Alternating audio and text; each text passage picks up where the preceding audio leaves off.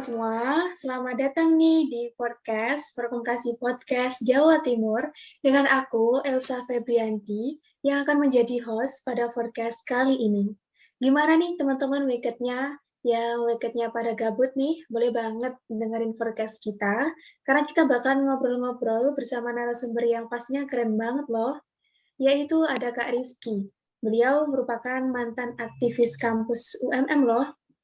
Dan sekarang, alhamdulillah, beliau sudah bekerja pada salah satu dinas, yaitu Dinas Sosial Kabupaten Blitar. Oh iya, tema kita hari ini adalah tentang keren nggak sih berorganisasi itu? Karena banyak problematika dalam kehidupan kampus itu yang bilang bahwa organisasi itu sangat keren, dan ada juga yang bilang, wow, organisasi itu tidak keren loh, malah kita tuh seperti kayak pembantu, capek, dan lain-lain. Begitu teman-teman. Oke, baik. Langsung saja saya sapa beliau. Halo Kak Rizky, apa kabar Kak? Halo semuanya, teman-teman semua, Mbak Elsa. Alhamdulillah baik-baik semuanya. Iya Kak, gimana aktivitas dan kesibukan Kak Rizky selama masa pandemi ini Kak? Ya, untuk selama masa pandemi ini sih kemarin tahun 2020 masih menunggu panggilan kerja, tapi alhamdulillah di awal 2021 sudah dipanggil masuk pekerjaan ya sampai sekarang ya rutinitas ya bekerja aja sih, Mbak. Gitu sih. Siap Kak Rizky. Eh, aku mau tanya-tanya nih Kak seputar organisasi ya. Karena Kak Rizky mantan aktivis kampus yang mengikuti organisasi sehingga memiliki pengalaman yang bisa dibilang cukup banyak begitu ya Kak. Ya. Menurut Kak Rizky nih, menurut pandangan Kak Rizky, apa sih organisasi itu? Iya, yang pertama terkait ini ya, istilah aktivis kampus. Kalau saya sendiri ya, sama Mbak Elsa, eee, agak apa ya, menjadi istilah yang berat begitu tanggung jawabnya kalau umpamanya menyandang aktivis kampus. Nah, saya sendiri tidak pernah mengakui diri saya sebagai aktivis kampus. Iya, Karena bagi saya aktivis itu, 2 punya 2 definisi. Yang pertama adalah orang yang aktif, aktif di suatu kegiatan atau di organisasi tertentu dan juga aktivis itu dia juga membawa sebuah nilai. Nah, kita mau artikan aktivis dari sisi yang mana dulu? Antara dia aktif di organisasi, kalau dia aktif di organisasi berarti itu namanya organisatoris. Nah, tapi kalau umpamanya dia aktif di organisasi dan membawa nilai-nilai tertentu seperti contohnya Cak Munir ya. Cak Munir itu kan aktivis hak asasi manusia begitu kan, secara label. Nah, itu berbeda. Nah, tapi bagi diri saya sendiri, ya saya mungkin hanya sebatas belajar di dalam organisasi. Nah, jadi itu sih Mbak Elsa, secara singkatnya ya, gitu. iya, iya, baik Kak.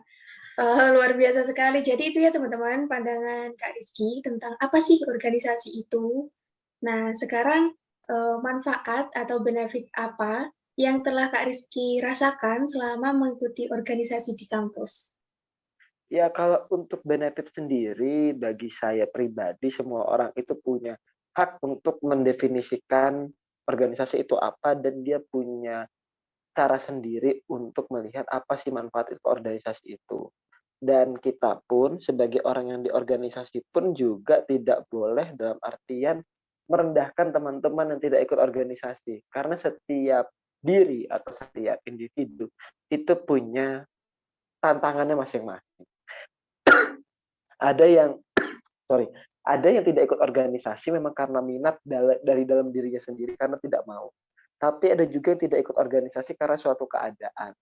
Tidak semua teman-teman kita punya waktu yang luang untuk bisa berikuti organisasi dengan alasan apa? Dengan alasan mencari apa ya bahasanya kalau dalam anak kuliah uang jajan tambahan atau bahkan membiayai kuliahnya sendiri. Nah, jadi itu dulu yang harus kita pahami. Nah, selanjutnya terkait dengan manfaat dari organisasi itu bagi saya sendiri adalah itu ada tempat pembelajaran. Tempat pembelajaran apa sih? Nah, tempat pembelajaran untuk mengenal diri kita itu siapa.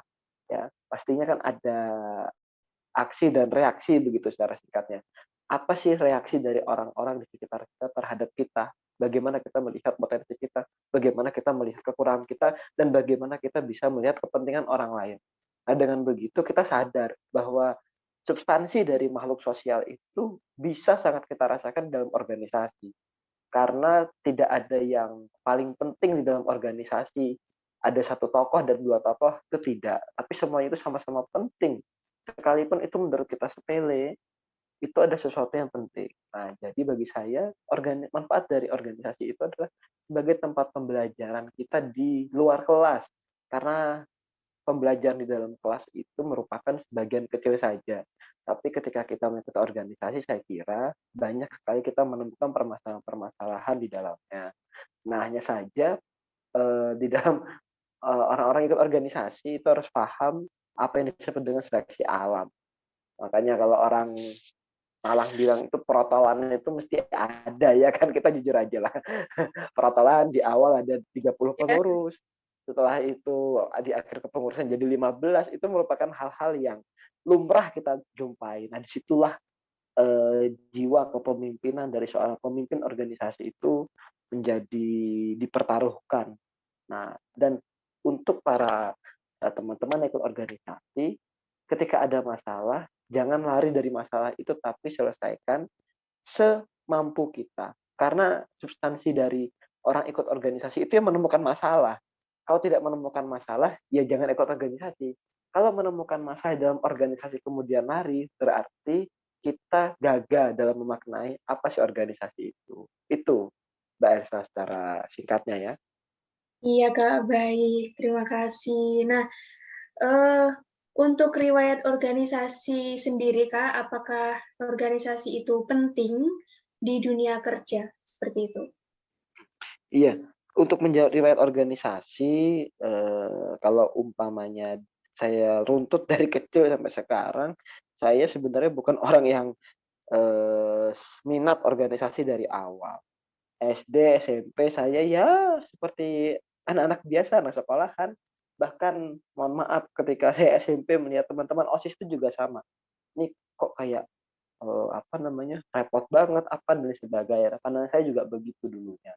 Tetapi ketika SMA kemudian saya sadar bahwa, oh ternyata hal-hal seperti itu penting begitu buat kehidupan kita dan saya paham, ya apa ya, ya mencoba untuk belajar. Tapi memang saya merasakan sekali pembelajaran dalam organisasi itu ketika kuliah. Kalau secara riwayat,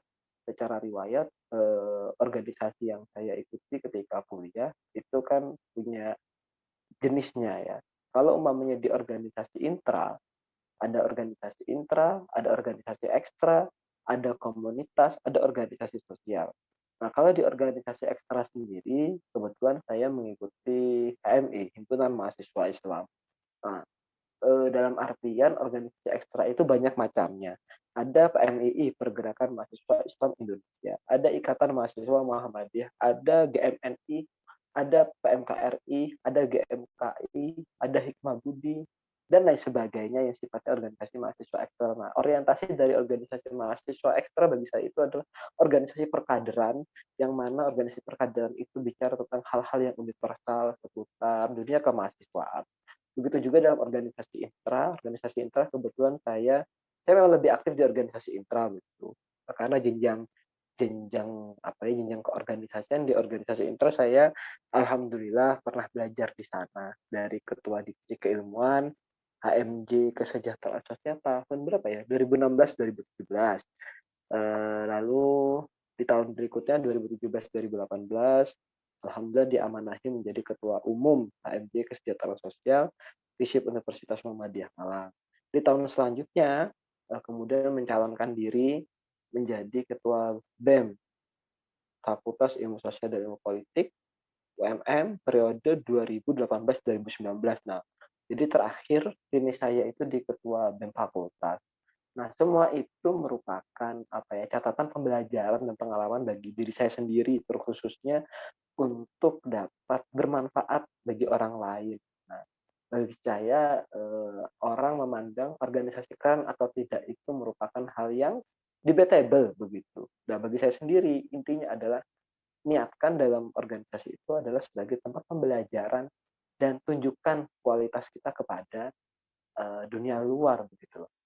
Yang teman-teman yang tidak mengikuti organisasi itu ya bagi saya juga itu adalah sebuah pilihan yang harus kita hargai. Nah, jadi intinya adalah bagaimana kita bisa membangun kualitas sendiri. Nah, terakhir bagi saya dalam organisasi itu bukan hanya bicara tentang riwayat atau catatan karir kita di organisasi itu sebagai apa sebagai apa sebagai apa. Nah, itu hanya sebagai apa ya, jabatan semata. Tapi yang patut kita jadikan catatan adalah apa yang bisa kita berikan kepada eh, apa ya kepada orang lain begitu. Kalau di HMJ ya berarti kepada jurusannya. Kalau di BEM, BEMFA di fakultas. Kalau di universitas berarti untuk universitasnya. Begitu juga pada level-level selanjutnya. Dan juga dari organisasi itulah kita juga mengenal banyak jaringan tentunya. Dan itu melatih sekali kualitas komunikasi kita, kualitas membangun relasi kita, dan itu menjadi penting bagi mahasiswa kesejahteraan sosial. Nah, ini yang prokomkasi ya. Nah, jadi itu sangat penting begitu. Anak kesos itu harus bisa berkomunikasi secara baik dan belajar untuk berkomunikasi secara baik. Jangan pernah takut. Jangan dengan alasan introvert dan ekstrovert kemudian menjadikan kita tidak mau belajar. Semua itu kalau dipelajari itu pasti bisa. Karena level kemampuan manusia itu dari tidak bisa menjadi bisa, dari bisa menjadi biasa, dari biasa menjadi luar biasa. Nah, rumusnya seperti itu level-level dalam proses pembelajaran kita dimanapun, kapanpun, di tempat manapun, di organisasi apapun. Begitu Mbak Elsa. Oke, Kak Rizky. Luar biasa sekali. Nah, ini menurut Kak Rizky nih ya, kita sebagai mahasiswa atau mahasiswi mengikuti organisasi itu keren nggak sih? Jadi menurut Kak Rizky seperti apa? Keren dalam artian yang bagaimana? Kalau keren saya artikan keren itu dalam artian berkualitas ya. Karena ketika kita bilang, wah, melihat kagum terhadap suatu hal, kalau kita melihat pemandangan kemudian kita merasa wah keren banget ini pemandangan, berarti di situ ada kualitas keindahan terhadap apa ya panorama alamnya begitu. Kalau kita melihat wah ada pemain bola keren banget main bolanya, berarti di situ ada kualitas teknik dia bermain bola. Nah, apa terus definisi keren dalam dunia mahasiswa itu apa? Itu bicara tentang kualitas pengetahuan, kualitas keterampilan, bagaimana dia memahami nilai kehidupan. Karena bagi saya definisi keren dalam artian ini menurut saya seperti itu. Nah, dalam artian saya juga mengakui bahwa tidak semua orang ikut organisasi itu punya punya manajerial yang baik. Bahkan kadang-kadang ketika ikut organisasi apa ya kewajiban akademiknya kemudian terbengkalai menurut saya itu bukan persoalan organisasinya atau bagaimana, tapi itu bicara tentang manajemen dirinya yang belum selesai. Karena secara sederhana, saya lupa namanya siapa, kapten kapten militer dari Amerika kalau tidak salah itu pernah mengatakan kunci sukses dari seseorang itu sangat mudah diukur dari apa? Dari hal apa yang pertama kali dia lakukan ketika dia bangun di pagi hari. Bayangkan begitu, manajemen diri, manajerial, pengelolaan waktu dan sebagainya. Kesuksesan seseorang itu bahkan bisa diukur dari hal apa yang dia lakukan ketika di pagi hari. Nah, maksudnya apa? Nah, maksud saya adalah kita jangan memikirkan organisasi kalau kita ini belum bisa memahami diri kita sendiri, belum bisa mengatur diri kita sendiri. Mengurusi orang lain bisa, kemudian kita tidak bisa mengurus diri kita sendiri itu berbahaya. Karena sejatinya niat kita itu adalah untuk berkuliah. Nah, tapi jangan jadikan alasan itu sebagai penghambat. Berikutnya organisasi itu kemudian menjadi hambatan bagi kita untuk lulus kuliah. Nah, itu semua bicara tentang skala prioritas begitu. Sesibuk-sibuknya kita, ya, kita mesti sempat kok mengatur mengatur waktu dan sebagainya. Nah, sehingga kita harus paham waktu kapan kita kuliah, waktu kapan kita ikut organisasi, waktu kapan kita harus rileks, santai itu harus diperhatikan sekali. Nah, secara teoritisnya begitu, tapi tidak banyak dari kita bahkan saya sendiri mungkin itu yang bisa mengamalkannya secara baik begitu. Kalau di kalau apa namanya pemahaman seperti itu mungkin di internet banyak, tapi ketika dilakukan secara teknis tidak banyak pula yang berhasil gitu loh. Nah, inilah yang menjadi tantangan bagi teman-teman di organisasi, bagaimana benar-benar bisa memanajerial dirinya terlebih dahulu. Manajemen emosi, manajerial waktu, manajerial keuangan, ya kan, manajerial pikiran. Nah, itu jadi harus benar-benar dipikirkan. Nah, mungkin bagi saya definisi keren itu adalah, ya dia harus selesai dengan dirinya sendiri, kemudian dia mampu menjadikan organisasi itu sebagai alat untuk mengkhidmatkan atau mengabdikan dirinya kepada masyarakat. Dan dengan organisasi itulah kita bisa menghayati apa arti dari kebersamaan dan bisa memaknai bagaimana kehidupan di masyarakat nantinya, begitu. Karena mahasiswa kesejahteraan sosial saya kira memang ya harus mencoba belajar di organisasi. Nanti ketika menghadapi permasalahan-permasalahan sosial, saya kira tidak bisa dilakukan secara sendiri, kita butuh orang lain.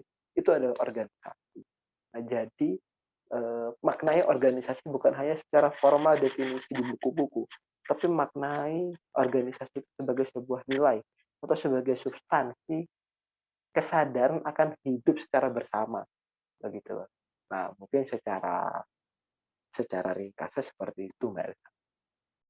Ya, Kak Rizky, berarti bisa dikatakan bahwa keren itu bukan hanya label, tapi bagaimana mahasiswa itu bisa berkontribusi di dalamnya, begitu ya, Kak ya? Betul, betul, Mbak. Ya, iya. Jadi em, saya akan membacakan skreto dari teman-teman yang saya sebar kemarin di media sosial, yaitu Sudah ada. pandangan mahasiswa atau mahasiswi tentang keren nggak sih berorganisasi itu, beserta alasannya. Oke, yang pertama nih datang dari mahasiswa UMM. Menurutnya keren karena dalam mengikuti organisasi, kita juga bisa membuka wawasan dan cara pikir yang luas, bisa juga mengubah cara pandang seseorang dalam menghadapi suatu permasalahan tertentu. Kemudian datang dari Universitas Negeri Jember, menurut saya keren banget. Benefit dari organisasi itu sendiri berguna, bukan cuma sekarang aja, tapi juga buat masa depan. Experience will always be the best teacher. Di organisasi kamu bakal belajar banyak hal, mulai dari meningkatkan skill sampai ilmu berkomunikasi dengan orang lain. Seperti itu. Kemudian satu lagi nih datang dari Universitas Negeri Surabaya. Menurut saya berorganisasi itu keren, of course. Dalam berorganisasi itu kita bisa menambah banyak pengalaman, teman baru, dan juga tahu bagaimana rasanya terlibat dalam acara-acara yang diselenggarakan oleh organisasi. Dalam berorganisasi, kita juga dilatih untuk saling bekerja sama, terus juga bisa menumbuhkan rasa solidaritas. Jadi nggak melulu mementingkan diri sendiri. Tetapi berorganisasi ini merupakan salah satu cara untuk mendapatkan hal-hal yang disebutkan di atas. Jadi nggak harus ikut organisasi. Oke, saya setuju dengan pernyataan dari Kak Titi tadi, bahwasanya untuk melatih soft skill tidak hanya sekedar mengikuti organisasi, tapi bisa mengikuti hal yang lainnya. Karena balik lagi ke pribadi manusia yang berbeda antara satu dengan yang lainnya. Kemudian pertanyaan yang terakhir buat Kak Rizky nih. Oke. Iya, pesan untuk teman-teman nih Kak yang masih bingung atau ragu mengikuti organisasi, dan juga pesan untuk teman-teman yang sudah masuk organisasi, yang jarang aktif, atau bisa dikatakan supaya lebih aktif, seperti itu Kak. Bagaimana Kak Rizky? Ya, poin pertama saya pesan untuk yang belum ikut organisasi. Oke. Nah, pesan saya untuk yang belum pernah ikut organisasi, tidak ada kata terlambat untuk mencoba. Saya tidak mengatakan bahwa ketika organisasi pasti dapat A, B, C, dan D. Tapi saya kira kata-kata belajar dari pengalaman itu menurut saya penting. Ya. Jadi coba untuk belajar untuk apa ya? Karena saya kira belajar di organisasi itu bicara tentang pengalaman gitu. Untuk teman-teman yang belum pernah ikut organisasi, nah itu kan alasannya kan banyak sekali. Nah itu tadi, mungkin karena keadaan. Nah kalau karena keadaan ini kita agak sulit ya untuk meyakini. Nah, karena setiap keadaan perlu tindakan yang berbeda-beda juga. Nah, tapi untuk teman-teman dalam tanda kutip mager, nggak usah deh, nggak penting, itu adalah pilihan. Itu adalah pilihan teman-teman semua yang mana setiap pilihan punya konsekuensinya masing-masing. Nah, dan untuk teman-teman yang berani untuk mencoba, jangan pernah takut untuk belajar begitu. Pastinya dalam organisasi banyak sekali tantangan, perbedaan karakter, ya, person to person. Kalau orang Jawa bilang ngerasani, ya, ngerasani koncone ya. Ini itu ini. Nah, itu hal yang wajar sekali. Itu adalah hal yang wajar sekali. Dan jangan takut akan hal demikian. Hadapi tantangan. Saya pun juga apalagi dalam posisi-posisi yang strategis memang secara umum dilihat kerjanya apa yang menjadi seorang ketua. Nah, kerjanya apa menjadi seorang ketua itu tanggung jawabnya besar. Bagaimana ngayomi ngayomi para anggotanya ya, yang harus diatur dan seterusnya. Nah, jadi bagi pesan saya yang pertama, bagi teman-teman yang belum ikut organisasi dan mau mencoba berorganisasi, tidak ada waktu terlambat untuk mencoba.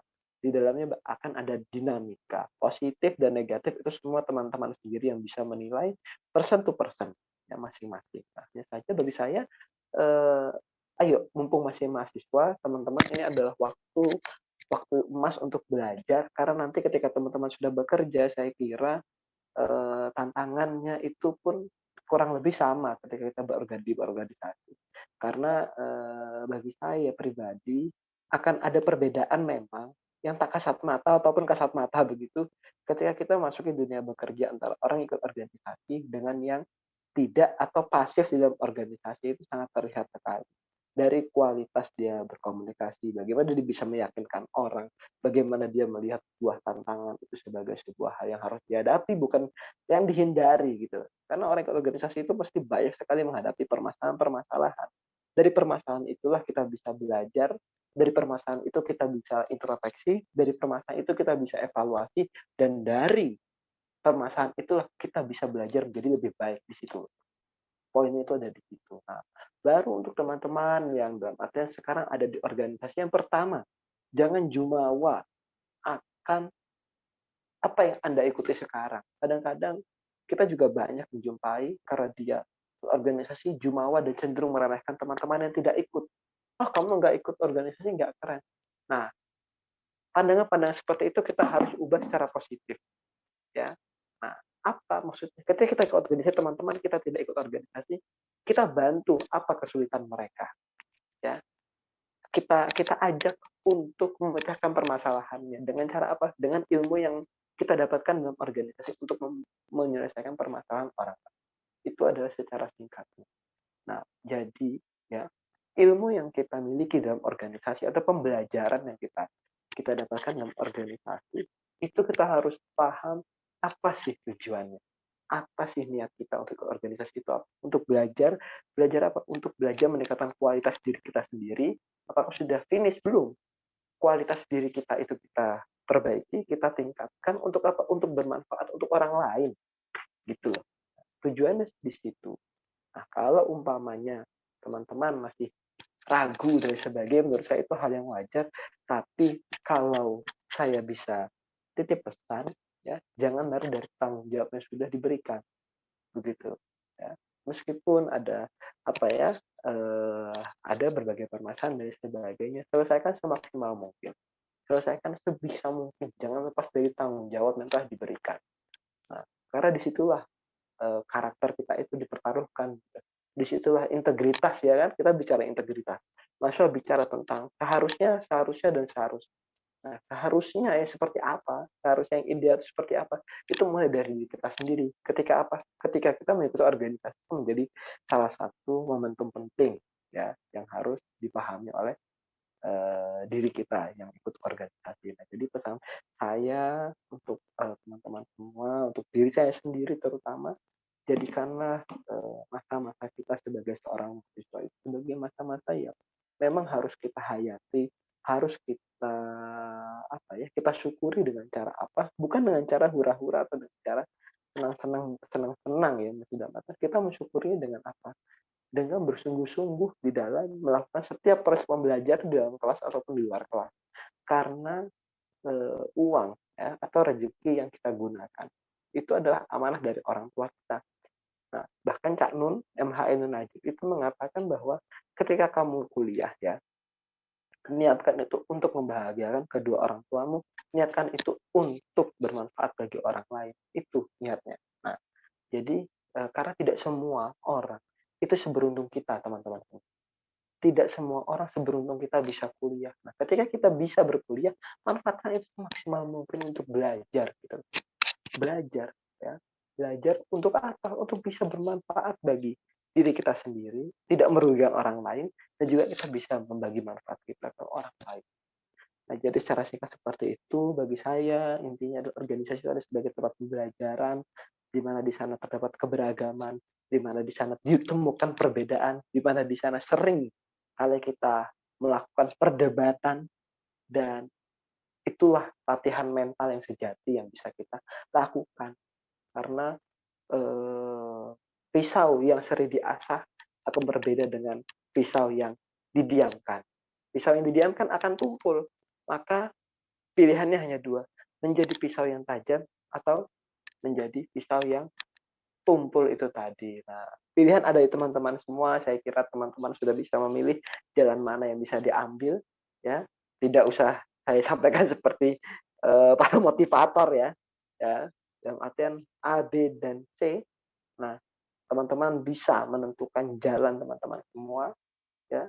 Di kampus bagi saya itu adalah sebuah apa ya? Sebuah laboratorium kehidupan. Nah, belajar, belajar, dan belajar. Begitu, Mbak Elsa. Iya, Kak. Jadi gimana teman-teman, tertarik atau tidak ikut organisasi? Intinya latihan mental, begitu ya, Kak ya? Yes, betul. Iya. Oke. Karena Um, sorry. Saya sedikit nambahin. Sedikit ya, Kak. nambahkan. Ya. Sorry ya, durasinya agak kenapa latihan mental itu penting? Ya, karena nanti kalau teman-teman sudah selesai dari gini, kalau boleh diartikan, ketika kita wisuda, senyuman dan tawa yang menghiasi wisuda kita itu kan. Tapi setelah wisuda, ya, bagi teman-teman yang merasakan dalam tanda kutip, merasakan kehampaan, nah, hampa. Saya habis ini mau kemana arahnya? Nah, itu akan terasa sekali. Nah, cara menghadapinya apa? Cara menghadapinya adalah dengan mental yang kuat. Nah, kalau kita tidak sering dibenturkan dengan situasi-situasi krisis, ya itu akan sangat berbahaya dan menimbulkan kita depresi gitu. Waduh, saya gimana? Tapi kalau ikut organisasi, nah paling tidak kita sudah terlatih untuk kebal, ya, untuk tahan banting, dan kita survive dalam menghadapi itu semua. Karena apa? Karena kita pernah belajar dari pengalaman-pengalaman sebelumnya.